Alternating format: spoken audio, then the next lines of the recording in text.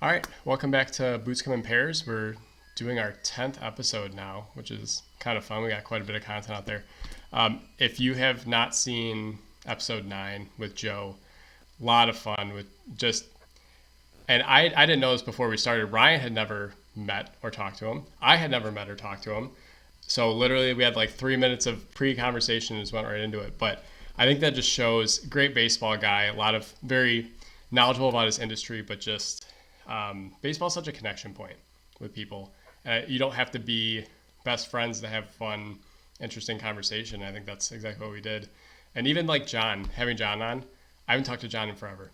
And like just being able to connect over these things and talk for over an hour sometimes is kind of fun. So again, if you haven't checked out episode 9, go stop here and go do that first. But really, I feel like that was pretty timeless stuff. Like that might be one of the episodes we point back to all the time is like, hey, check that one out. But again, a lot of fun to have him on. If he wants to come on again anytime, he's more than welcome. Yeah, and definitely when we make our trips in the future out east, we still have some more parks to see out that way. Definitely we'll hit them up and see if we can check out the shop where the magic happens. Maybe catch a game with them. We'll see. Again, I appreciate what you said there, Brandon, for sure. Like baseball is really such a connection point, and it's just fun to talk about. Like I think that we've been pretty open and honest about this podcast. Like it's not about the views. It's not about how popular or unpopular that we get. We just like talking about baseball, and we like talking about baseball with people who also like talking about baseball. So it's just a good, again, great sport. It's America's pastime for a reason. And yeah, again, just huge shout out. So happy to have had him on. So happy to have met him. Looking forward to having him on in the future to discuss other things that are going on, things that he'll be able to talk about maybe in the future. But yeah, again, looking forward to the future stuff and diving in this week. I know I missed last week not being on. We had a stretch of 9 weeks in a row, decided to take a week off for the holidays, but there's just so much going on in the game right now. And again, it's becoming part of the routine to talk about, and just Right. looking forward to diving in this week. Well, before we like launched the podcast, me and Ryan were talking, and he's like, "Do you want to talk about other sports? Like we can get into it." Let's break this down right here, right now.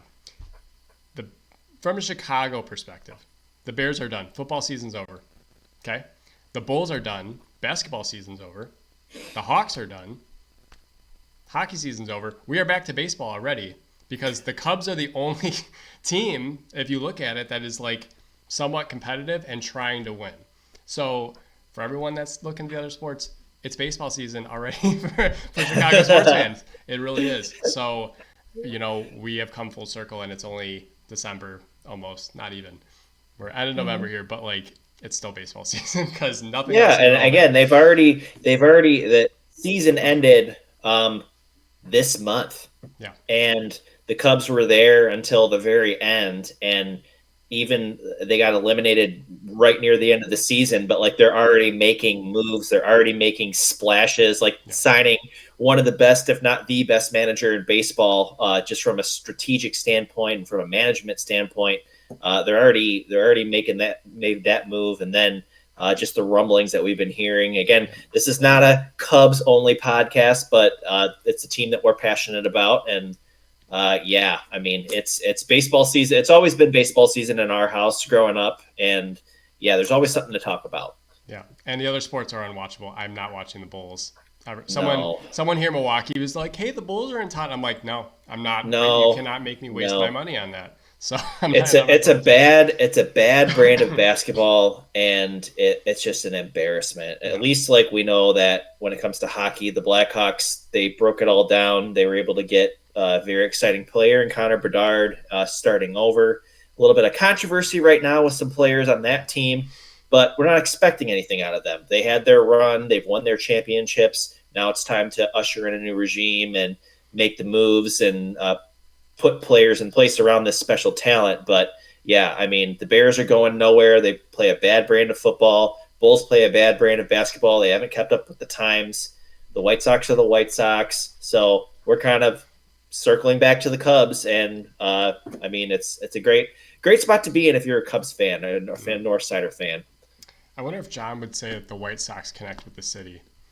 They have the No, jerseys, No, they do. They do. but yeah. Anyways, MVP, Cy Young. Those are the two awards we didn't really cover, and it's funny because Ryan several weeks ago was talking about how he didn't think Ohtani deserved it. He was talking to someone on Instagram or Twitter or whatever, or Mhm. X or whatever you want to call it. I've had a little bit of a change of, and I agree. Believe me, I totally agree with. I think MVP should be someone on a roster that's competing, and Ohtani is not. I don't argue that, but his numbers as a hitter, if you just take away the pitching, his hitting numbers are good enough to be MVP. Yeah. So the fact that he's hitting, and if he does anything on the mound that's not like a walking batting practice, I would consider that MVP level. Unfortunately, it gets a little tiresome and repetitive because he's essentially going to be MVP every year then if he plays well.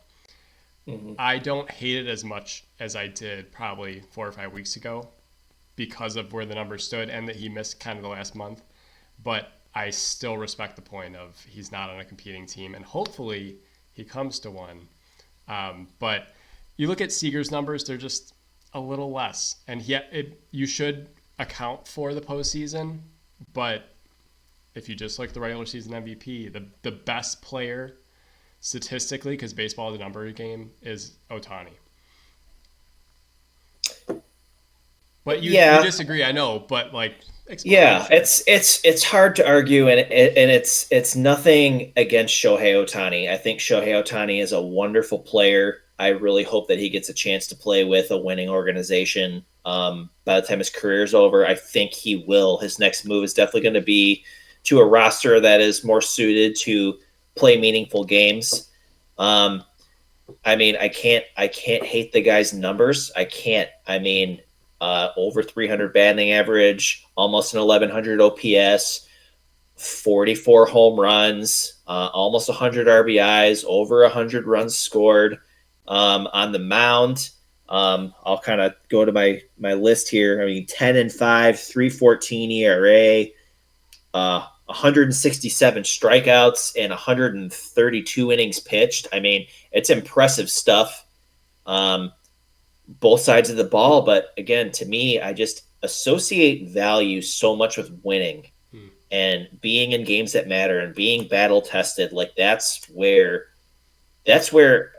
awards are won in other sports. I mean, you can't really compare baseball to that because baseball's more of a bunch of individuals coming together and clicking at the right time and doing the right things. But I mean, Otani missed about 30 games, a little, I think it was like 20 something games. Seager missed 20 more games than Otani did. If Seager would have had 20 more games, he probably would have had similar home run numbers. He had more, not that RBI is the stat we should be going off of, but he had more RBIs in fewer games. Like he probably would have been about the same runs scored.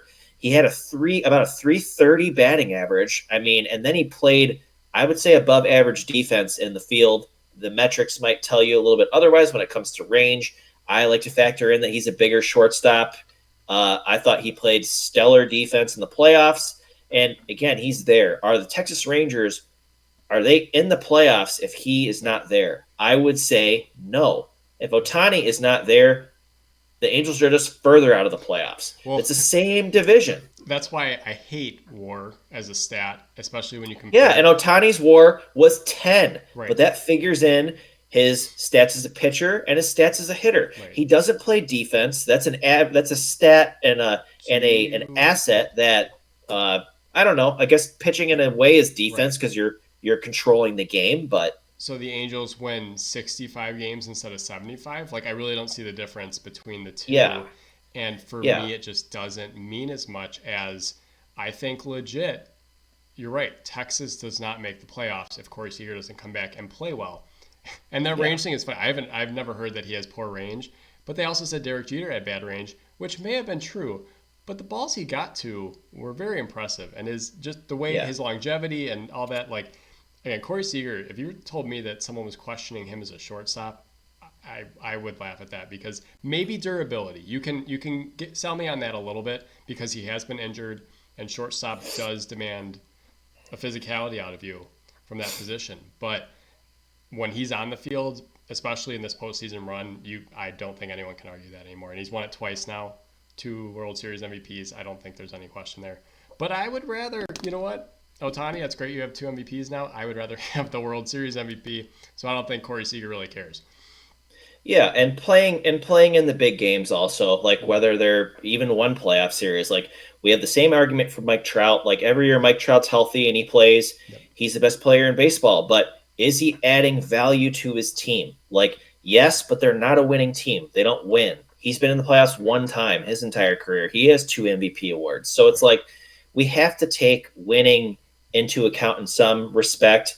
And I was optimistic that Seager would get it. I knew, and the person that I was in my conversation with on social media, like they said, well, I will guarantee you I'll put everything on that Ohtani will win MVP.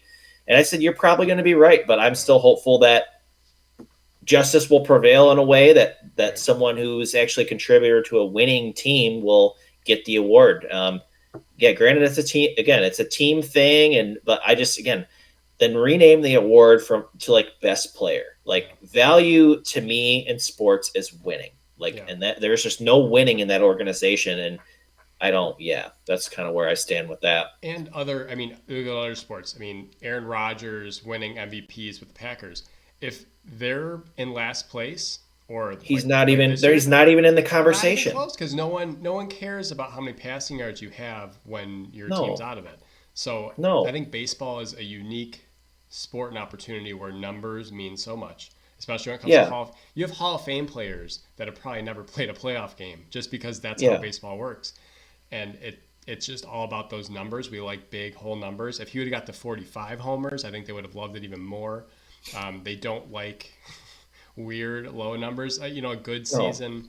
I don't know if Tony Gwynn ever won a MVP, but I think he had to have. He had to have won. But his numbers, his hits were big, but he didn't hit a lot of homers. Probably didn't have a lot of RBIs. He was just hits, stolen base, whatever.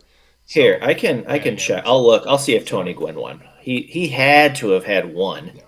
But it's just I think just from a numbers point of view, which is what baseball is, Ohtani clearly won it. I can't argue against Corey Seager either, just from the lens that we are looking through. But no MVPs for Tony Gwynn. He took third place in '84, and that was as high as he got. The best hitter who was ahead of all time ever that we probably have any tape of because Ty Cobb. Yeah.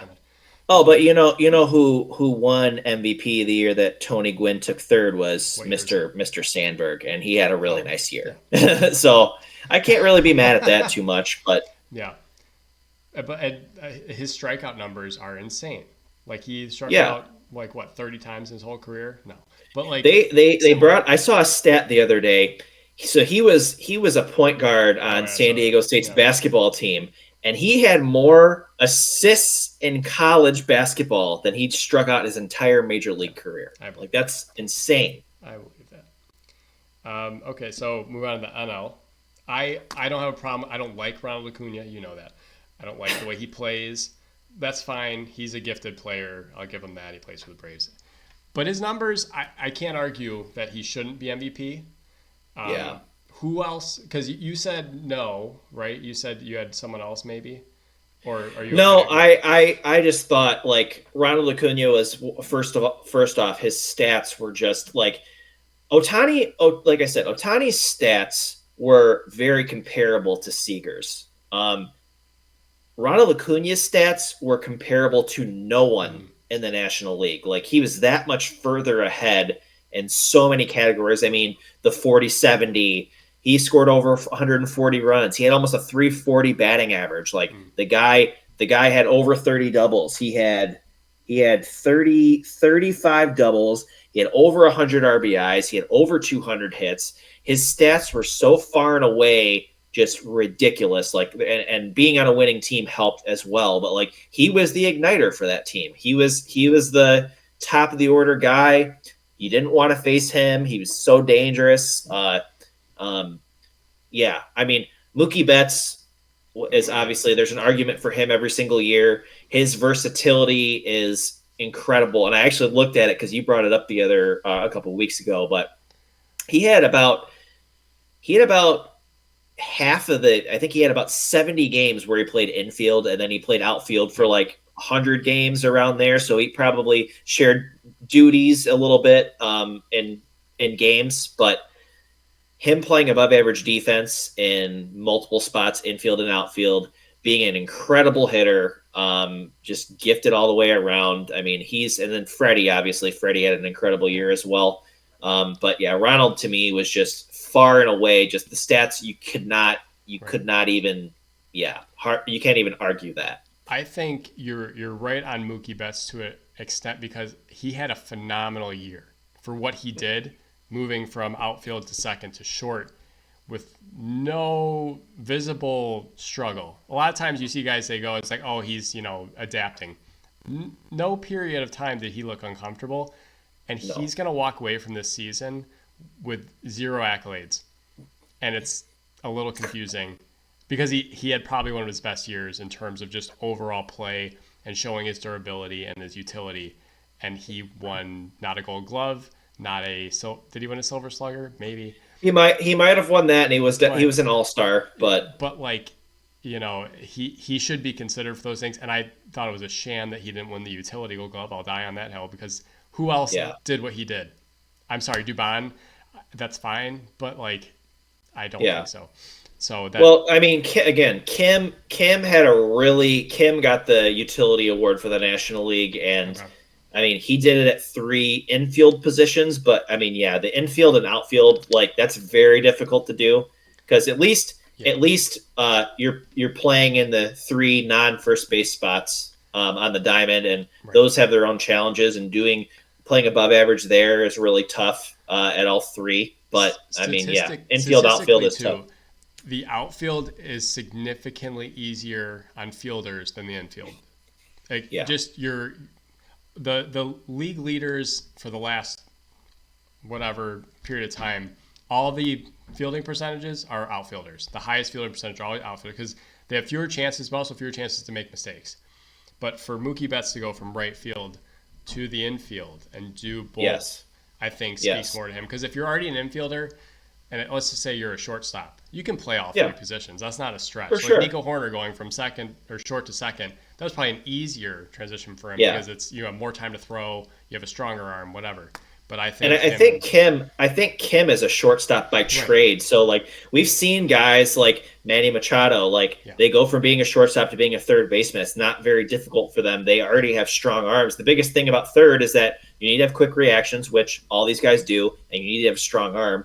And Manny's been able to do that just fine. So like if you're a shortstop, like you're the best athlete on the field, you can play a lot of positions. That's why Fernando Tatis, I think his transition to outfield, he's probably like, this is cake. I have a cannon. I'm athletic. I just don't have to worry about I don't have to worry about much. Yeah. Like I can just go out there and be the best outfielder in the game. Right.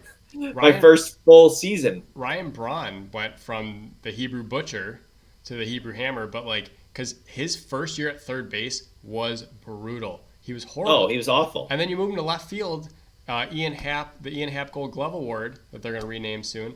Left field is probably, again, your worst fielder. And he was a Gold Glover, but he's probably the worst statistic third baseman to the best left fielder. Again, I'm not bagging the outfield because all of these positions are hard. But when you can do both and move back and forth, I think that says more about Mookie Betts and what he was doing than anything. I mean, we used to bang on Alfonso Soriano all the time, and he is actually serviceable in left field. He did the hop, right? He was the hop. It's like he's never sure about it. He didn't drop any that I can remember. It was just frustrating. No. And he was hosing dudes. He was hosing dudes all day. Yeah, so was Schwarber, but Yeah, and there's another guy, man. Like Schwarbs is an okay college catcher, okay minor league catcher, and just finds a home in the outfield. Again, hosing dudes all day. That good arm, but your bat's your ticket, but just don't mess up out there. No. Cy Youngs, I don't have a problem with either one. I couldn't tell you who would be different. Garrett Cole had a great year. You kind of forgot about the Yankees because they were out of it, but statistically, best pitcher. Blake Snell, best pitcher. It was for a while there was Justin Steele getting thrown in there, and he kind of faded. But if he could have kept it up, I think it would have been a closer race. But you could not hit Blake Snell the second half of the No. year. He was going 6 to 8 innings, shutout ball every time he went out there. So a lot of walks, but again, no problems from me from those two. Not really a lot of contention there. Yeah, and what's interesting is that neither pitcher, neither team that they were on, like, was in October. Like, neither guy, and like I can't remember like the last time that Garrett Cole been pitching meaningful games, and Blake Snell's been in Tampa, and like you're on a loaded team in San Diego who like drastically underperformed. Like it's crazy. The biggest thing for me, like seeing this, like Snell, I've kept a closer eye on. I've actually had him in fantasy baseball both years he's won the Cy Young. Like I just kind of had him the right years, but it was amazing to me that Garrett Cole was a first time winner. And I was looking back at his numbers, and I'm like, there was that one year he had in Houston where he was just ridiculous. And I went and I saw, like, I'm like, oh, he's won an award before, and then it said first award. So I went on Baseball Reference, and I looked at the 20. I think it was 2018 or 2019. It was one of those years, and he took second. I'm like, well, who was first? Justin Verlander took first. Justin Verlander was less than in probably every single category besides wins. Like Cole had 20 wins, Verlander had 21, but I think Cole had more strikeouts. He had a better ERA. He was better in every single way. So I don't. Sometimes they just give awards to guys based on how they did, like down the stretch. Maybe it's like, okay, well, this is what separated them. But like, I didn't see anything statistically that would have led me to believe that Cole shouldn't have won that award. So again, it's very strange to see a guy who's been so dominant at points during his career, especially during his Yankees career, that he's never won the award. Because I feel like he's always at the top of draft boards in fantasy baseball. He's consistently one of the best pitchers in the game. Again, just surprisingly happy for him that he won. I'm glad that he did it on a team that was not good, and that not good team was the Yankees. But yeah, just surprising. But yeah, I can't really argue any of either of these guys. They're very deserving, both of them. Yeah, no, I said there's no real clear second place for me. Like I don't. Like No. Steele would have been midsummer probably, but then after that it was one man race. Yeah, he wasn't even. I mean, who were the? I know in the National League, I know Gallen was on there. I don't. I'm not remembering who the other guy was in the American League. I know Kevin Gausman, I believe, was in that. He pitched really well, and the last guy's escaping me too. This is bad, but I haven't really been paying attention to the second and third place as much. Well, it just didn't seem like it was close. Like it just didn't seem like it mattered. So that's why I wasn't really paying too much attention to it. And again, you give Ohtani like an MVP, but he was not clearly the Cy Young because he, only had 15 decisions. So, but yeah. Anyways, what we can move off that. We're gonna do a patented segment that Ryan created, Fit and Future, but we're gonna do free agents now because we're starting to move into that hot stove season. We're done with the winter meetings. The Cubs have kind of put their pieces in place with council. They just hired a bench coach today. So they kind of have their organization in line. I think now you're going to start seeing some movement. And I think a lot of it starts with the name we've been talking mostly about tonight was Shohei Ohtani. I don't think they're going to do much until they figure out if they're going to get him, and the Cubs are actively pursuing. I like seeing their name next to the biggest player that's available. And there's an interesting point today is that it doesn't really matter how much money you pay him because you're not just getting, from a financial perspective for the Cubs, you're getting this guy and he's, Cub fans will like him, but you're basically purchasing Japan. Like everyone in Japan is going to support Shohei Ohtani. So you're going to have that market too. They're like, that's worth an additional like $30 million a year because you're going to be getting viewership from there. You're going to be getting sales, jersey sales or whatever, t-shirts, all going to Japan. There's more to it than just what's here. So even if he can't pitch next season, write him a blank check and say, if you want to play here, here you go. I would be totally down for that. Mm-hmm. But that's where the less you hear, I'm gonna quote this multiple times here. Lie to me, Jed. Tell me you're not doing anything more. I trust you now. Don't tell me what you're doing. I don't care. The less I hear from Jed Hoyer about what he's actually going to do, the more excited I get because I think he's actually going to make moves. Mm-hmm. Shohei is very intriguing, and I think that is what the Cubs need to take that next step now. The other thing that is exciting, in addition, again, you just look at how marketable the guy is, like coming to a winning organization, coming to a beloved baseball fan base. This is something he has not had since he left Japan. Like he was revered, he was loved. I don't think he got that in Los Angeles from the Angels and their fan base. Them being on the West Coast obviously is more friendly to people from the homeland who are getting to watch him. They're on the similar wave. The other really interesting thing, again, we're seeing a lot of it. We'll get to some of these guys in a little bit, but we're seeing this next wave of talent from the NPB and the JPL and all these players. Like Japan's got some really exciting, talented young players, guys who are already in their prime. So I'm really interested in his ability to recruit just by being in the city of Chicago. Like there's some really awesome younger hitters and pitchers shooting through the league. And if they can kind of do their thing, a lot of those guys start when they're 18. They're playing professional baseball at 17, 18 years old. They already have several years under their belt playing against other professionals by the time they come over, by the time they get posted. So if you can have Shohei Ohtani on your team, that's a way to get some really nice talent. Right. So that's another thing I think about. The way that like he responds to like seeing Ichiro, I've seen him interact with him a few times. That's how these younger Japanese players are going to be with him. They're like, oh yeah, I want to play with that guy. Like, doesn't matter how old they are or whatever. It's like he is the guy that they want to play with. He's proven himself, especially in the MLB. So I think, yeah, he is if this is the new wave, because, you know, like NBA is going like, you know, more European. If the new wave is going to be more Japanese players, you need the next Ichiro. You need Shohei Ohtani to recruit those guys because they all want to play with him. And I think Seiya Suzuki has played with him before. That's a good move that they made a couple years ago now. Mm-hmm. He's kind of settled in. I think he'll be an important piece for them next year. He needs to play right field and catch the ball. But because you catch it in the key times. He caught it all year until the second to last series of the year. Because you have a good DH now if you get him. But yeah, I think that's and a potential arm. Like just because he's not pitching this year doesn't mean he'll never pitch again.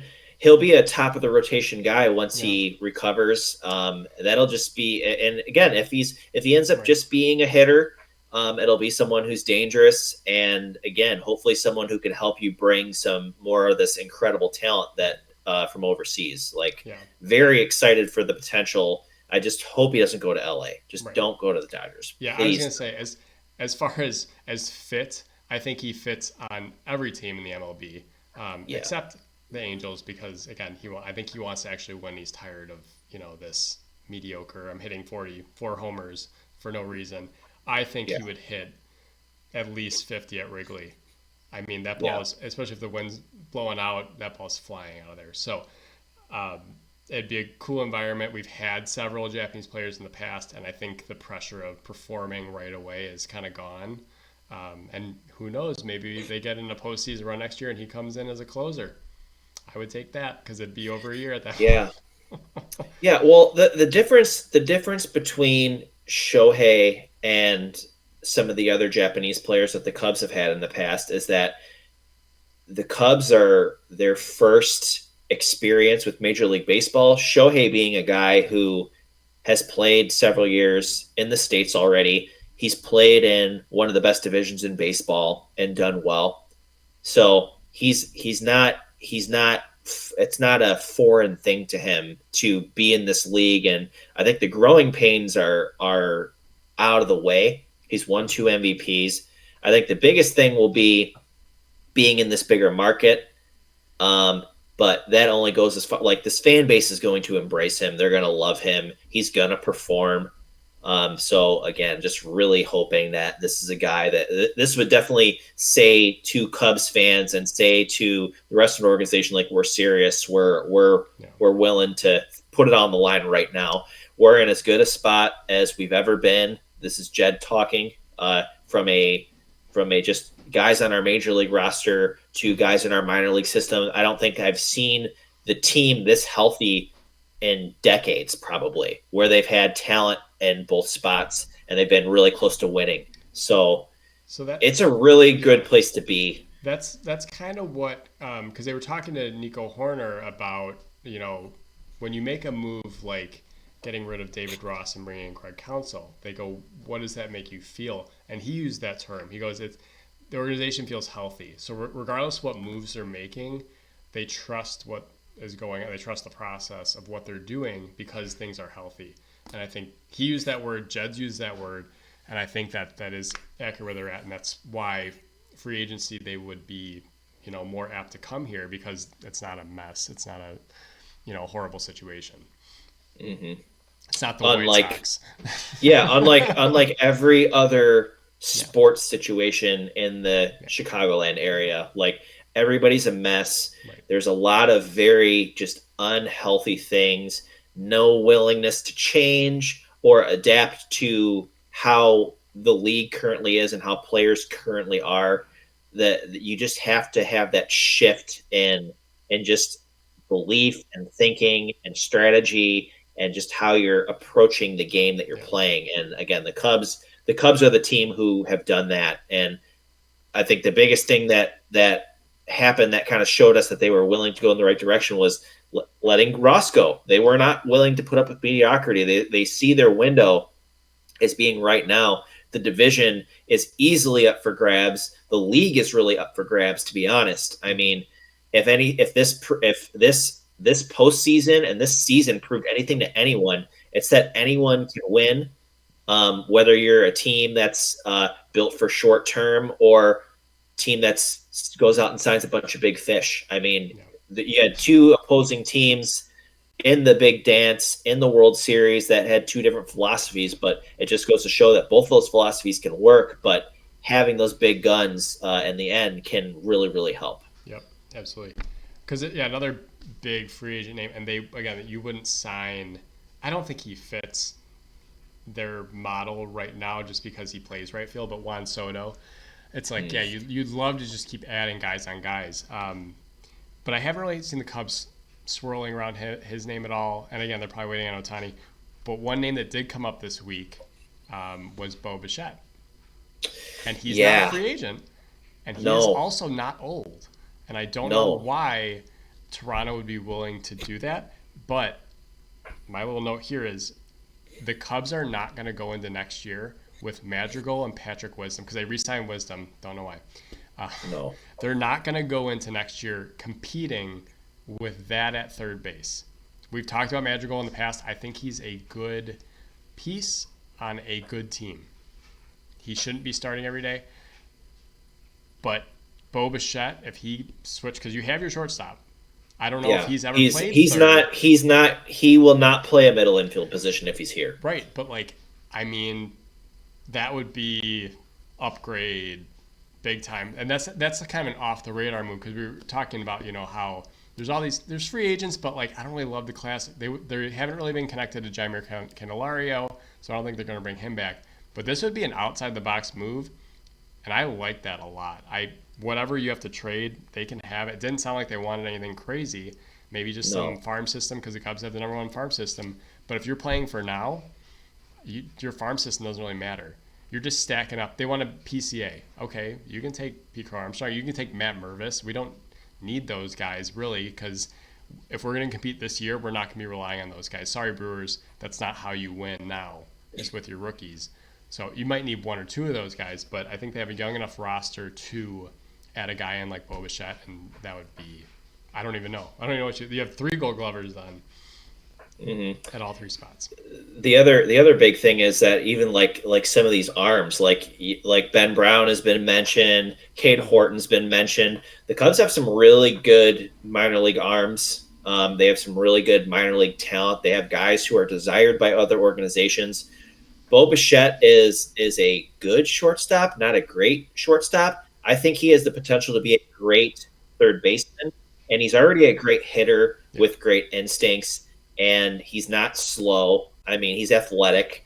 He's in his mid 20s. He's got his best baseball in front of him. Mhm. I think being in the Chicago market would be a cool experience for him. I mean, he already plays in the AL East, which is a heavy hitter, big time baseball. You're playing in Boston several times a year. You're playing in New York several times a year. You're playing against these teams that are like you're used to the pressure. Um, I think that is a move that they really need to pursue. I've seen some talks about Jamer, not enough to think that they'd re-sign him. He's not what they need. The Chapman stuff has kind of died down a little bit, and he's already Yeah. 31 years old. Unless you had no other option, I would take a former Yeah. platinum glove winner as my third baseman. But There's some.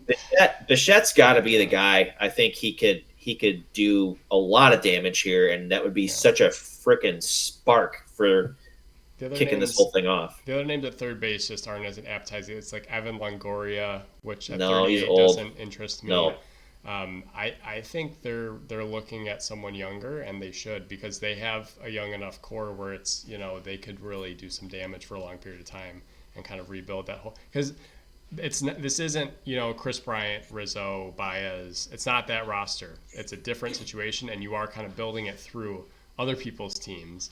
hmm And I think this is the way to go, big time. well, trade for Bichette, sign Bellinger, and there's your infield right there. That's I, great. they need a first baseman too, and They do. I don't know where they're gonna get it. And that's again, lie to me, Jed. Tell me you're doing nothing. I don't think they're getting Cody Bellinger back. I think that ship is kind of No, sailed. he's gone. He'll be in San Francisco, and that'll be a huge mistake. He will get and I don't think money is the issue. I think these players are good enough. I just think he's a West Coast guy, and that's just where he wants to be. I don't think he didn't mind being here, but thank you for getting me right, and I'm gonna go do. And Boris will get him. Freeze my butt off. Well, in San Francisco, yeah. He's not going back. He's not going back to the Dodgers. No, he's not going back to the He's Dodgers. going to be. San Francisco's colder than here, colder than Illinois. I don't have a sense of Bellinger. I think the Yankees, just because they have the deepest pockets. That would just not be a good fit, though. I It's agree. very hard to play there. Yeah, I don't disagree. I think that would be. I think he should come back, but I just don't think he's going to, because then the Cubs also have a hole in center field. There's plenty of holes to fill, but Yeah. I think the quieter that Jed is, the better. They Yeah. also One more thing about Bichette before we move on. I did, and again, people would wonder, like, this guy has so much baseball ahead of him. Like, why would Toronto not do anything that they can to keep him? Like, why would they even entertain trading him? This would be a guy who'd be untouchable. I have heard that Vladdy only has a couple more years on his contract, and they don't really see him coming back. So they're thinking, well, if we can get some of the young guys for Bichette now and rebuild the farm system, like, that would be the best course of action. So they're kind of see these younger guys who they've brought through the system coming to a point. It's like, oh, well, they're not going to come back here. Well, let's get stuff for them while we can, while their value's still really high. The flaw with Toronto is you're right, they have all this talent. And not all of them have panned out. Kevin Biggio has not been a success. Mm-hmm. But Guerrero's been good. Bichette's been good. They've had good pitching. They brought in good pitching. I think they missed their window. I think they missed their chance because Baltimore is at the top, closely followed by Tampa Bay. And you think the Yankees and the Red Sox aren't going to continue to improve? They always buy. So by default, you're in the bottom half of that division, and you are at your peak. We'll just say, because they're not going to add a ton to this. They lost Teoscar Hernandez. They lost, whatever. But like, they're not going to be, and they're going to lose Matt Chapman. It's like they kind of are facing another rebuild because they're not a huge, spending team. They're rebuilding the Rogers Center, but like, that's kind of their big offseason move is rebuilding their stadium. So I think you're right. The Blue Jays may be in a position where they're going to sell just because they've missed their window. A couple years ago, they were young, exciting, ready to win, and they kind of just didn't take that step that Baltimore is taking now. and now Baltimore's kind of exceeding past them, and they're scary. They're growing and they're getting better. And Tampa's always scary because you just never know what they're going to pull out of their magic bag of AAA players. But it's unreal that organization. It would be really cool to speak with someone who is in the Rays organization if we could line that up. Like, I just want to know, like, it's a great brand of baseball that they play. Like, how are they doing this? Like, that is such a mystery, but so cool at the same time. I agree, unless they never win. If they don't win, I won't say it's not valid, but it almost isn't to a point. Because, like, I would rather win and then, like the Marlins, at least they've won twice. Their motto was buy it all and then sell it all. But, like, Tampa needs to solidify that with a postseason win, I think. Otherwise, it's hard, though. It's really hard to do. I know it's hard, and they continue to take bites at the apple, which I think is good. But when you constantly are turning over your roster every single year and essentially having a brand new start, it's like it's hard to have sustained success, which is why I think they haven't cashed in completely. Yeah, I mean, I think for them to switch this mindset, they'd have to have a season or two of crash and burn, like where they're just not good. But It's hard to argue when they're winning mid 90s games every single year, and again, it's really, really hard to win. We saw a couple 100-win teams, high 90 teams wins get bounced out in the first round by teams who barely made it. So it's just not, the postseason is completely different. But, like, I don't think that doesn't make your season and what you accomplished invalid. It's an improvement from the 90s Rays where they had no hope and they were just a joke. But I would like to see them validate it with a World Series, because that's how you get teams to follow that model. It's like, all right, we're going to do what the Astros are doing, because they were there every year. We're going to do what the Dodgers are doing because they're there every year. And now you see it with Arizona got there. Okay, well, that's a option. We can build through that too. But Texas won because they paid more money than you. But that's the model I want Jed to go for. Spend. Yeah. But I think we can agree they definitely need more pitching as well. I think they need to rebuild the bullpen. But Aaron Nola is already off the way. Like, he re-signed with Philly. Did you see what they made him do, though? No. It said pending physical. I'm like, pending physical? You used him last year. What do you mean pending physical? You know exactly where he's at because he was in your building 2 weeks ago. What do you have to check out? Yeah. But it was just funny to me that he signed a 7-year deal pending a physical with your. Were you surprised that he decided not to test the market? I'm surprised he signed as quickly as he did, but maybe I didn't see the number. I just saw the years. It had to have been the best offer he was going to get. Apparently, Philly valued him, and they wanted to show it right away. They're like, hey, we're going to slap this offer you. We don't want you to go out there and – because you saw it with the Brewers with the arbitration thing. You don't want to discourage your players by telling them they're worthless or that they're not worth as much as they think they are. Which is what the Brewers did. Yes. Yeah, they basically to two guys. Said, Corbin Burns, you're not worth $3,000 to us more. So go to your arbitration hearing and hear why we think you stink. Yeah. But, like, I think sometimes, like Javi Baez, when he tests out the open market, that was a reality check for him. He's like, hey, I'm not worth this much money, but I think Philly just valued him to that extreme and knows how valuable he is to their pitching staff and organization that they just didn't want to let him walk out of the building. And kudos to them for doing that. I wish the Cubs would have done that with Bellinger. I wish they would have re-signed him midsummer when he was having like MVP caliber numbers. But I think that speaks to the health of their organization and where they're headed and why they're going to continue to be a perennial contender. And they probably should have been there this year, but ran into a hot team. So. Mm-hmm. Yeah, good for them. I think if they did not have the run that they had and the camaraderie on the team, I think he definitely would have tested the open market, even though he hasn't been pitching like himself the past couple of years, like what he's capable of at least. But he had a killer postseason, and I think the Phillies kind of thought like, hey, he's still got something in the tank. He is 30. That's a a longer contract to offer someone who's already 30 years old. But, I mean, it wasn't like a 12-year contract. It was only 7. I think that's what we're going to see with the majority of people moving forward is that 7 is kind of the max you're going to get. If you go longer than that, like you're not going to get that. I love the Dansby Swanson contract, and that looks like the best deal. Like he was the best shortstop of the class. Trey Turner turned it on late, but again, I don't want to see Trey Turner at 38. No. I just don't. I don't care what that looks like. So we have Dansby till he's, is he 30 now? So he'll be 36. Yeah, he might be. Sure, let's just for argument, like even a 36-year-old shortstop is probably not what you want to see. So like, no. seven to me is a long time, and we've suffered through. We mentioned earlier Alfonso Soriano's 8-year contract. We suffered through Jason Hayward's abysmal. And he got another 1-year deal with the Dodgers. Good, because they rumored, like, oh, maybe reunion with the Cubs. No, we don't want him because he'll come back and do the same thing. But, 7-year deals, much more palatable than a 12, 10, whatever. 5s are nice. 5s are real nice. 5s are great, yeah, because a lot of teams are in a window for about that amount of time.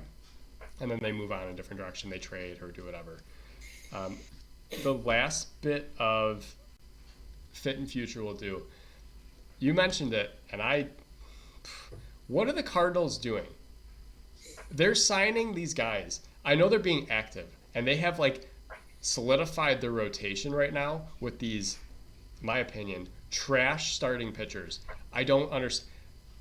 Right now they have Michaelis, Sonny Gray, which, fine, he did good, Kyle Gibson, Lance Lynn, and who's your 5? Flaherty? No, they got rid of Flaherty. Like, Flaherty's a free agent. Who's their 5th? Who knows? But like, what is that? Why are you in such a rush to get that starting 5? What was the rush to sign Lance Lynn? Like, he's like one of the first pitchers off the board. Why? Why would you sign him? Though I think all their pitchers are over 34. Michaelis and Gibson were like 2 of the hardest hit pitchers last year, and you've beat the market to them. The Cardinals are so much smarter than this, and we've seen it for 30-plus years now. I just don't understand what they're doing. Like, and maybe Steven Matz is the other one. He's 35 or 36. It's just like, I don't get it. I don't understand. You're better than this. I don't want you to be better than this. I want you to be at the bottom. But maybe they're trying to hold on to Arenado and Goldschmidt, which I still think is the best corner infield connection. Oh, yeah. And I think especially in the division for sure. But maybe they're trying to go off that and do something. But I just think they're so far away with that pitching staff. They're going to get rocked, absolutely rocked. For sure. I mean, they have a. I'm not sure if he's going to be in the rotation this year, but it's kind of like a S or get off the pot type deal. They have their young guy Matthew Liberatore. I would be interested to see if he's going to be in the rotation. He might be the guy. Let me tell you, if Lance Lynn pitches like he did last year, there's plenty of opportunity. Yeah, I know he probably has some home cooking going back to they're saying that like Montgomery, there's interest in Montgomery. Him going back to the Cardinals. There's interest in Snell from the Cardinals. I've seen some of Yoshinobu Yamamoto, the number two guy on the free agent list right now, the 25-year-old from Japan. But I'm kind of in the same boat as you. It's really confusing to add. I mean, it's good to add like 1 or 2 veteran pitchers to round out a rotation, but I mean, you had 3 guys. Really, the only guy who pitched really well last year was Sonny Gray. He's kind of proven that he's more of a small market or excels in more of a small market. Did not have a good career with the Yankees, but has done really well everywhere else.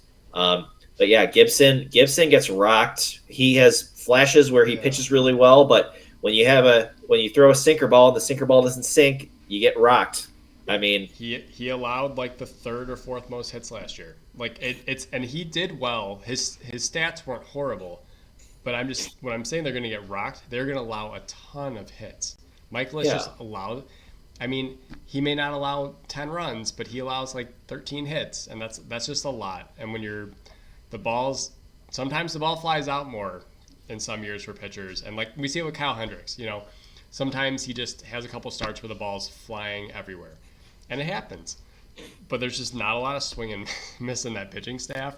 And Yeah. you'd think you'd be moving the other direction. And I just Yeah. don't know What's why that you'd stat? rush to sign What's him. that stat? There's a stat that really isolates how well and how effective pitchers actually are. I'm not sure if it's FIP, fielding independent pitching.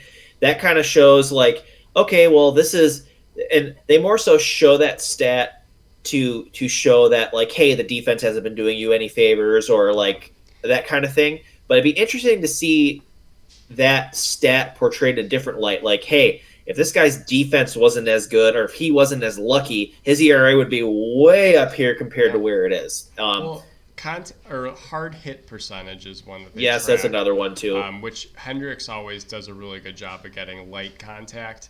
But he is another guy that uses his defense, and sometimes there's outings where the ball's just rolling up the middle instead of at the shortstop or at second base. So Yeah. it, and I think that's where the Cubs too. If you're building around that and you're building around your defense, you can have pitchers that pitch the contact, and you just rely on your defense to kind of get you out of it. But I Yeah. just, again, why rush to fill up your rotation with these guys? I just don't get it. Yeah. There's Yeah. no I rush. No think one was sweeping them off the market. Yeah, I think like FIP, like fielding independent pitching, is like, hey, it kind of shows how dominant you are as a pitcher because it's Yeah. independent of your pitching. Like Right. it's fielding independent pitching. So like, Right. yeah, so And maybe yeah, they'll age it's poorly. interesting. Maybe all those guys are going to be like, lights out for the last year of their career. Again, I don't know why you rush. And that just clearly shows that they're not going for Otani, and they're probably not going for Juan Soto or anything like that either. But they're just going to sweep up all these minor deals, and because they've made their big deals, they've made their big contract moves already with Arenado and Goldschmidt. But Yeah. yeah, Are just there just are there any are there any other free agents that are out there? I mean, of course, in the next couple months, more like several weeks, there's going to be a lot of signing and Yeah. that kind of thing. We're going to go into winter meetings. There's going to be a lot of hot stove stuff. Guys will probably be flying off the board here sooner rather than later. I mean, the weeks already fly by. Is there anyone else to you who is really intriguing? Someone you'd like to see go a particular place, or there's again, it's pretty. I mean, I would say like across the board when it comes to hitters and pitchers and starting pitchers and relief pitching, it's pretty diverse. There's a lot of quality guys out there, probably more than we think too. I mean, even beyond the top like 20 guys, like I saw like the rest of them, like the list of the rest of them. I'm like, this guy's serviceable. This guy's serviceable. This guy's got some left in the tank. One guy who we probably wanted 5 years ago, I don't know about now. Whit Merrifield's name was Yeah. out there. If you don't get a third baseman, I would plug him there. He's also He's just 30. He's 35 years 35. old. That's I the know. only tough thing, man. He's so good, He's a but good like, hitter. and he's He's a so good hitter. versatile. He's versatile, and Yeah. he can run too. But there wasn't a ton. I mean, I looked over the free agent list a couple days ago, and there wasn't a ton. I'm more surprised by Milwaukee releasing Woodruff. And just kind of being like, we're done with it. I know he's going to be out next year. I just think that's tough. I don't know how you just give up and let him go for nothing. And now there's talks of them trading Corbin Burns. So you're going to go from having two of the best pitchers in the NL to potentially neither of them. So that to me is a developing thing that I think is very interesting, because then I question which direction they're heading. And if they're going to be more on the selling and letting their young guys kind of play and pitch through. Yeah, that was just more perplexing as well. I don't really know what the rest of the division is doing. I can see the Cubs are trying to win, but I feel like those aren't winning moves. No. But yeah, as far as free agent list, it was, you're right, it's a diverse mix of talent and age, but not necessarily like those huge, like, yeah, Juan Soto's a big name, Otani's a big name, but after that second tier, it just doesn't seem as heavy or as impact. Like, you're kind of filling in your roster with some of these guys, not necessarily anchoring. Soto's going to have to be a trade, and Yeah. another organization that's like San Diego is so confusing to me. Like, I don't know what they're trying to do. Like, you have the roster that you have, and you have all these star players, and it just didn't work.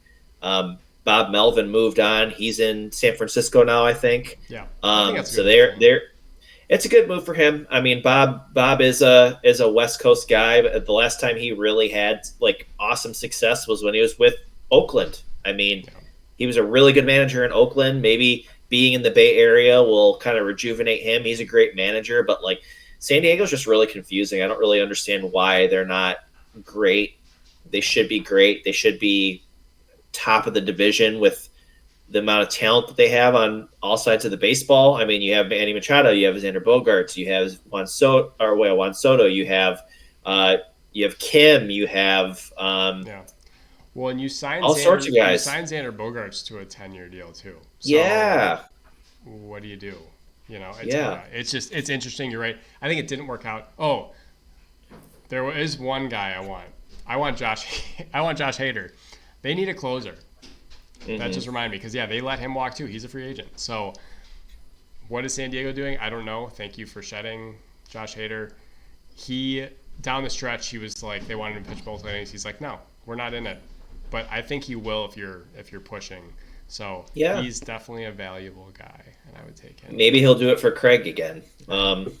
Craig knows how to use and abuse him. So yeah, I mean it'll be interesting to see how much money he gets from someone. I mean, I know he's been tied to the Rangers. I think he's been tied to the Phillies as well. Like the Phillies are a really attractive organization. I mean, they don't have a closer either.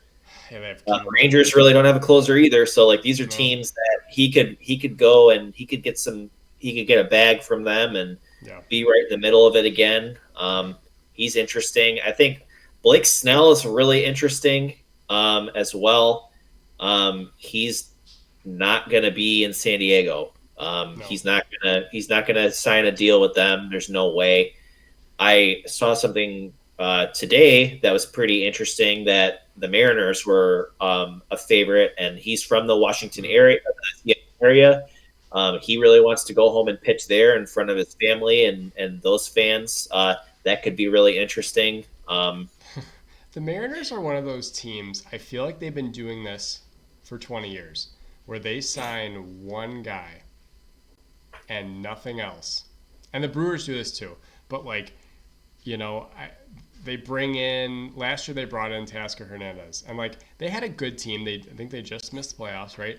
But they've just been doing this slow roll. We'll bring in one player for a long time. And I don't know what Blake Snell does for, it's not like the Rangers where a couple years ago we were saying, okay, they signed Corey Seager. What are they doing? Then they got Simeon. They just kept adding, right? And then this year it kind of, we thought they were a good team, and then they put it together in October. I don't know what the Mariners' plan is. They don't have a whole lot going on out there. And I'm sure for that perspective of pitching at home or whatever is attractive. But they need to, either really buy, if you're going to get a pitcher like Blake Snell, really invest in it, or I don't really understand the move, Adding to your point there, the funny thing, and I agree with that, because I even think of several years ago, Adrian Beltre has an incredible year with the Dodgers, and then he signs this just enormous deal with Seattle. And then it was like a power outage, like a multi-year power outage. He was playing good defense still, but he wasn't really clubbing the ball like he was before. Yeah. Then he goes to Boston and has kind of a revival, and then he ended his Hall of Fame career with Texas. Yeah.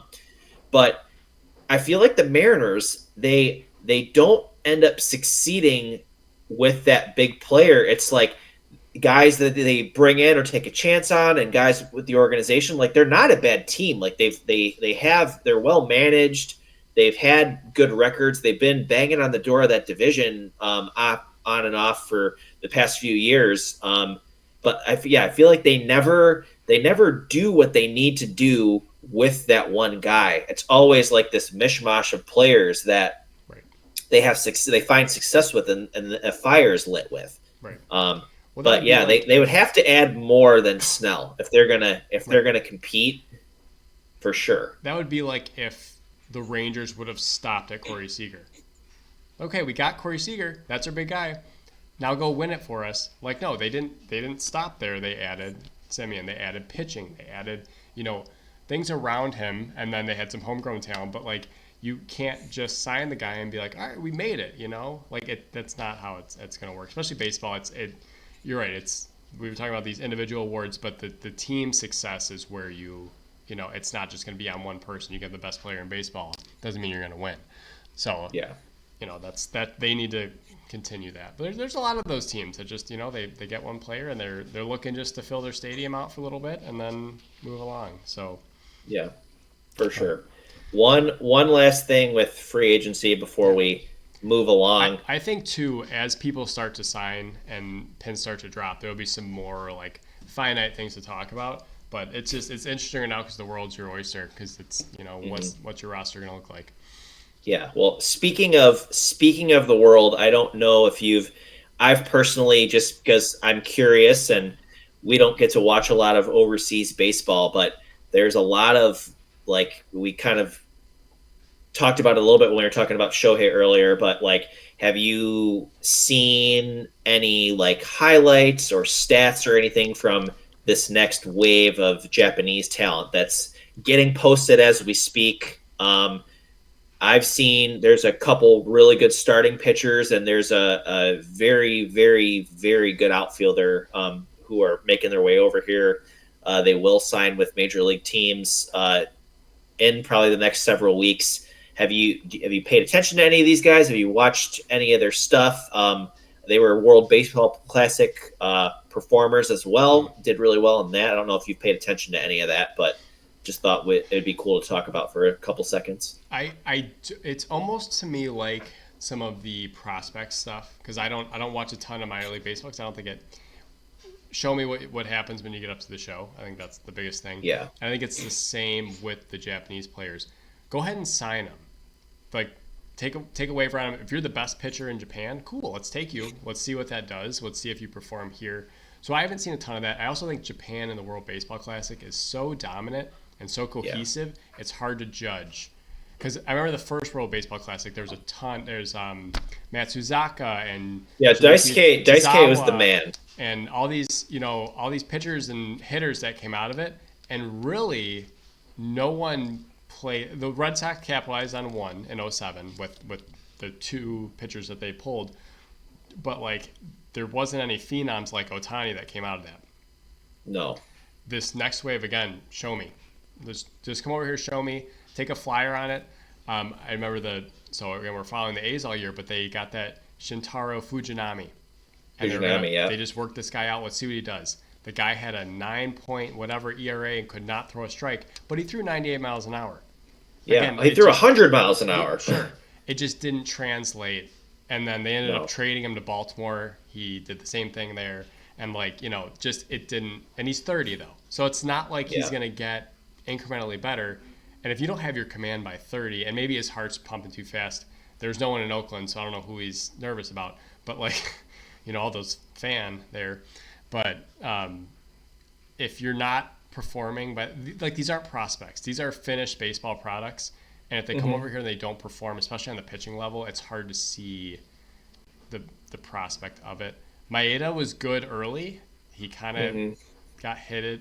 He was more hittable later in the season. So it is interesting when they come over and what they look like. Again, nothing to the level of Ohtani until they start actually doing it. But it's always interesting. Yeah, but like take the reverse of Fujinami in 2023. Like Kodai Senga was really, really good on a not great Mets team, but nasty stuff. One of the best pitchers in the NL. What I'm seeing, at least the highlights that I've watched from some of these arms. So there's the younger arm, Yamamoto, who to me is very similar to the Ghost Man with his repertoire. I mean, what I really appreciate about, it's funny when they have these pitches that are named already. The gyro ball that came so through.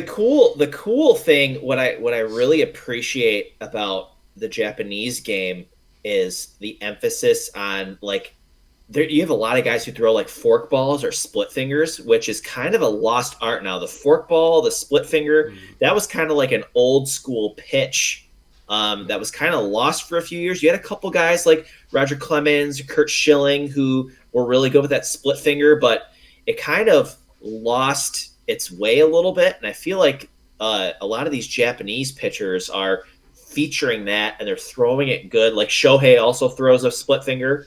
They're throwing it hard. It's just fun because like these hitters, they don't even know what to do. Like it looks like a fastball, and then the bottom drops out of it. So this Yamamoto like throws mid to high 90s. He's got like a clay. You should look up some tape on him. He throws like a Clayton Kershaw or Verlander type curveball, very hard. It looks like Clayton Kershaw, but from the other side of the plate, like very sharp.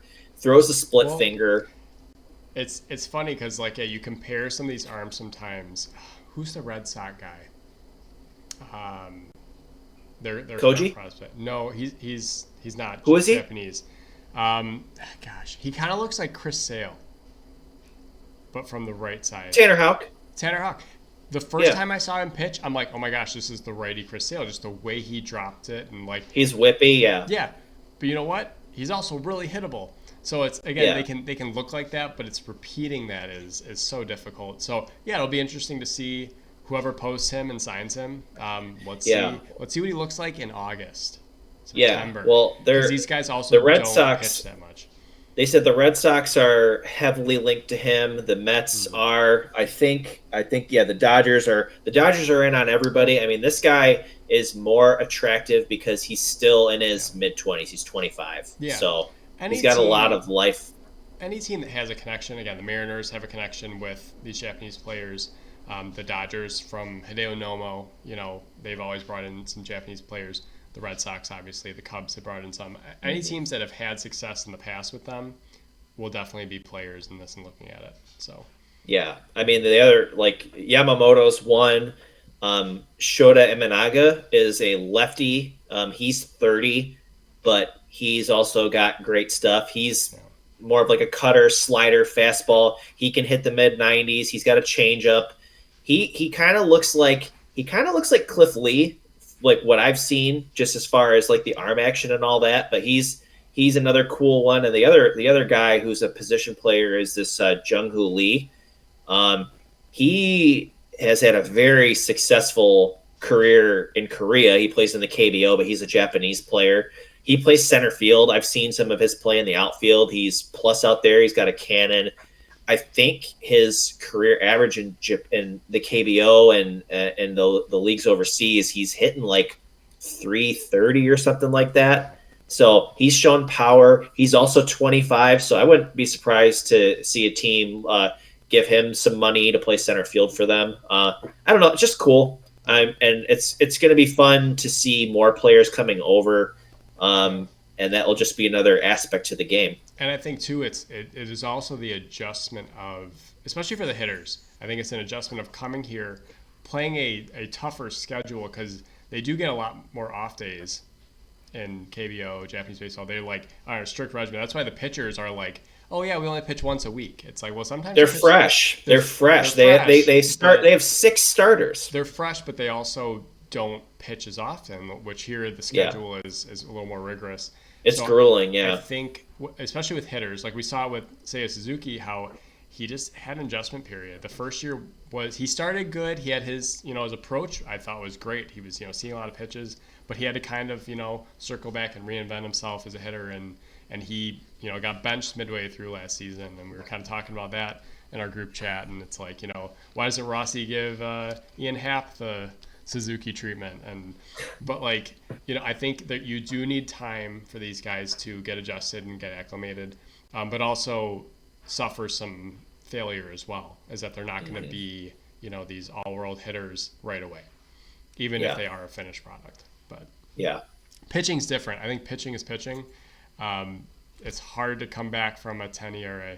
I don't know if I think Shintaro Mount Fuji might be headed back, but especially these 30-year-old pitchers, I think it's tough because you're not necessarily going to reinvent yourself fast enough to stay in the big leagues.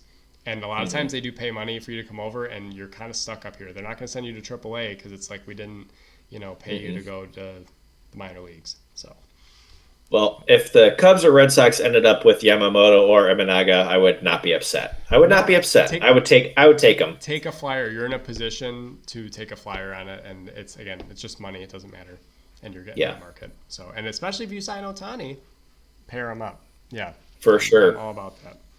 Well, we'll finish with a segment we're going to start doing every week with whoever comes on as well. We're going to call it fan favorites. We'll see if we got a better name down the road, but I think that's pretty good one. Basically, we're going to go around the horn throughout the field. We did it with last week with Joe a little bit, but we're going to pick a position and we're going to say maybe who we liked growing up, past players, and then who we like now. So we'll start with first base. We might have some overlap, which is fine because we've watched similar baseball. That's Yeah, why getting in the same room. in the same room most time.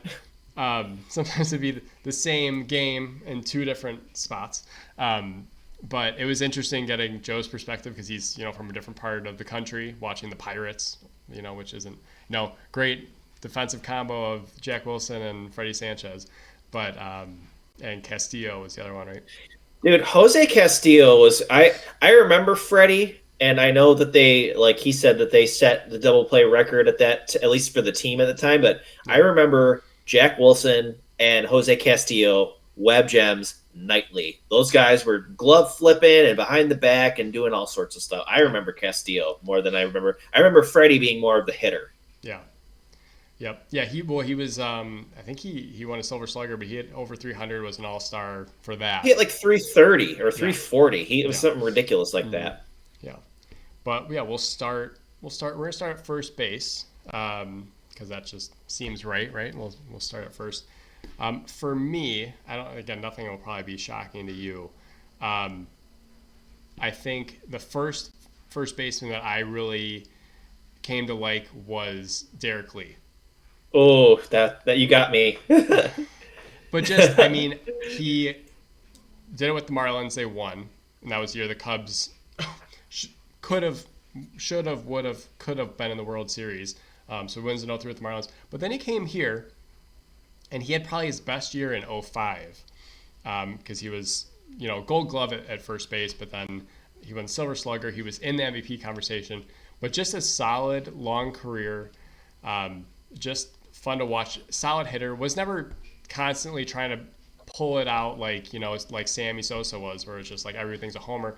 His homers just came naturally, and they came in big moments. It felt like, and he was on some fun, exciting Cub teams in those mid to early 2000s. That was just one of my favorite players to watch. Another guy, a little bit past that era, which this might sound weird for people, but Prince Fielder was another one. Not defensively, but just the way he hit, the way he came up with the Brewers. I mean, we were close enough to Milwaukee that at the time I was able to tolerate Brewer fans because I didn't see them as just Packer fans. But I really liked Prince Fielder. I like I like that he went to Detroit and got a chance to win there too.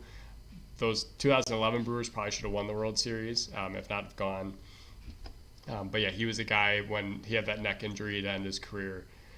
I thought he had some more to give and more homers to hit, and he ended with the same amount of homers as his dad, which is cool. I know he doesn't really like his dad, but that was another guy that those two, Derek Lee, Prince Fielder, definitely my top two from our I childhood. think that was the first time you lied on the show that you said you liked Prince Fielder. You love Yeah, Prince Fielder. yeah, You yeah. love Prince Fielder. Like, and understandably so. I mean, I think that was it was such a big blow. He was with Texas when his career Mm-hmm. ended.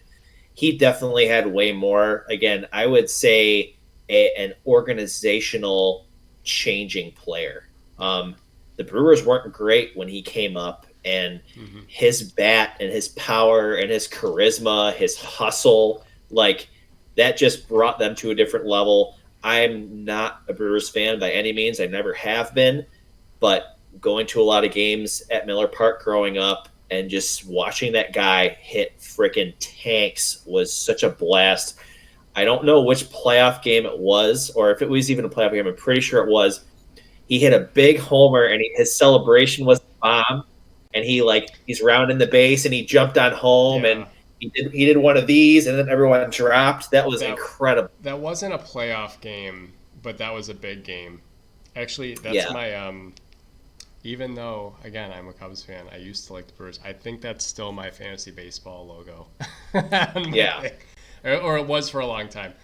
Yeah, he was just a fun player, and at the time it was like the Cubs were bad and the Brewers were good, and then the Brewers were bad and the Cubs were good, and then recently it's been more tight in their races. So mhm, it just yeah. At the time I could like both, and no one really cared.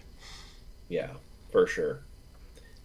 Well, you kind of plucked my first guy I wrote down out of the air is definitely Derek Lee. The word that comes to mind with for me for Derek Lee is just professional. Um, every aspect of the game, you never heard him say anything. He was always a team first guy. Um, with those big player, and the thing is, it's like him playing in the Marlins, the old Marlins stadium. I believe it was called RFK. Was it RFK? No, that was the Nationals. That was Nationals. What was Pro Player Stadium. pro player? It was just a big Pro square. player Pro player was cavernous. They said Derek Lee. Derek Lee was a doubles guy, Hmm. and he probably would have been a home. Like so many balls just died in the gap at I that think it was park. 430 Um, to center. yeah, but just a sweet like you don't normally associate you normally associate a left-handed hitter with having a sweet swing. Like you think of Ken Griffey Jr., you think Hmm. of Bryce Harper, you Yeah. think of Josh Hamilton, just guys who have really pretty smooth strokes. Derek Lee had a smooth right-handed stroke. Like that guy was just again, and then just taking pride in his craft in all spots. Like won the Gold Glove, I believe, multiple times, but such a enjoyable time getting to watch him as a Cub. Um, when the day he was traded was a very sad day. It was just tough because it's like, all right, well, it's coming to an end, and he was still playing really well. But I mean, having him and Aramis and all those guys, like they were just a fun team to watch. Um, him winning the MVP that year, that special year that he had in '05 would have been so cool. But I mean, again, he was our MVP and he won all the other awards. But again, just a great dude, great baseball player, Hmm. fond memories. 100% probably my favorite Cub of all time, to be honest. Just love watching him play. Another guy who I really liked growing up as well. More so early in his career than later in his career. You might know, but big text, Mark Teixeira. Yeah. Um, Yeah. another guy. I mean, great player, great two-way player, smooth swing, Switch switch hitter. hitter, Yeah. Gold Glove, power, finesse, on base. Like when he went to the Yank, I'm referring to his Yankee years where he just wasn't the same guy. He was doing all the so, at times he was doing all the things that he used to do, but he just wasn't the same guy. But like I remember the sweet swinging Ranger. When he was on the Braves, that was fun. He got to play where he went to college. He got to play in Atlanta. He went to Georgia. He was a Georgia Tech guy. He had a short time with the Angels as well. But I remember the Texas Teixeira with Yeah. Hank Blaylock and Mike Young and Alfonso Soriano was there, I believe, or maybe Yep. that was a little. I don't know. No, I he was think I there. think he was for a little bit. Ian Kinsler, I know, was on the team around that time too. Gary Matthews Jr. patrolling center field. Um, but yeah, Tex was another guy. I don't think I like him quite as much as Derek Lee, but just a guy who I really looked up to as a kid. One other guy that comes to mind for you possibly would be James Loney. Just Oh, underrated. Probably not as much, but like just they'd always be like, well, he doesn't hit 40 homers. It's like, yeah, but he hits really well. yeah, he's um, a really good yeah. hitter And and then good fielder too. James yeah, Loney was fun to watch. and then Justin Morneau. I think Mm, we saw a lot of the Twins. I feel like anytime we went to a game, it was like they're playing the Twins. But Morneau and Mauer were always fun. But yeah, he was another guy. yeah. I struggled more with the present. Um, there's not again. Well, also the Cubs don't really have a first baseman, so we're not really seeing a bunch of that. But for me, like I think Freddie Freeman is good, but as far as like who I like would want, it's got to be Anthony Rizzo. I don't see anyone else. Watching him come up and play through, I hope he keeps playing with his back. It's always kind of been an issue. But presently, that would be the guy probably in the last 10 years that I've enjoyed watching, just because of his consistency, and then watching him come through the system and basically being there from day one. And him, like, I was upset when they traded Chris Bryant, but I think when they finally let go of Anthony Rizzo, that was like Derek Lee. It's like, the Cubs didn't win the World Series. He was the first piece, and Rizzo was the last piece, and that kind of felt like the ripping the heart out of those 2016 Cubs for sure. But he did defensively, he did so much, and I think that's what's underrated too. Because it was funny, they were talking again to Nico Horner about his Gold Glove, and he goes, "You don't realize how, like, we don't make good throws all the time," and I think it's very evident when you have a bad first baseman. What that looks like. And basically for almost 10 years, we didn't have to worry about the balls that were getting thrown over first base because he was just that good defensively, and then hitting. You could have picked any Cub from the 2016 team to win MVP, and he was definitely in that conversation, and Chris Bryant won it. But Anthony Rizzo, he doesn't have an MVP, but he should. He was that good. Yeah, and just a good human being too, and someone who really appreciated the organization. I mean, he did a lot of growing up in Chicago.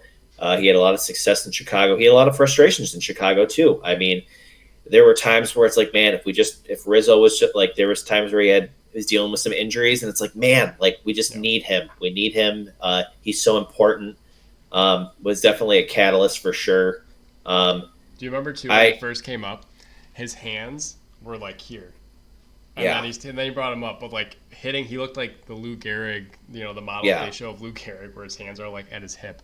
But that's when he wasn't good. He wasn't good yet. He was not comfortable yet. Yeah, not a great hitter when he first came up, but he definitely turned into one, choking up on the bat. Any guys that do that, for me, when you're a power hitter and you're choking halfway up on the bat, that just shows your dedication to being the best you can be on each at bat, not just swinging for the fence. Yeah. Mine for sure is Freddie Freeman. Again, the guy's just a class act. He has done it his entire career. Loved him in Atlanta. Was really the guy who, I mean, it's really tough, when you're an organization like the Braves and you come off that stretch of winning the division every single year, and then they went through times where they weren't, and he was there through all of it. And then to go through some of the times where they were competitive, but not top of the division, not top of the food chain, but just being that constant throughout the struggle times, and then reaching the pinnacle of winning the World Series for the first time since the 90s. I mean, very much being the catalyst and just that steady hand for the whole club, both sides of the ball, being that quiet leader. I misspoke a few weeks ago about him. He did win an MVP in 2020. I kind of call that the lost years because it's half a season, but he did win an MVP. Again, just constant professional. I would say 4-tool player. Speed's not really his forte, but he's athletic, but I would say a 4+ tool player. All the tools that he possesses are plus. But yeah, just a great dude. It really sucks that he plays for the Dodgers now, but he's home. He's back in California. And he's a guy who I can't hate. I just can't. I value him too much as a person and as a baseball player. He's just too good. If Atlanta would have offered him any contract, he would have stayed. That's what kind of sucks about that situation, is that he didn't want to leave. And they were basically like, no, you're good. And he's done phenomenal for LA. Yeah. He's basically just continued. He's just the same guy. Yeah. Yeah.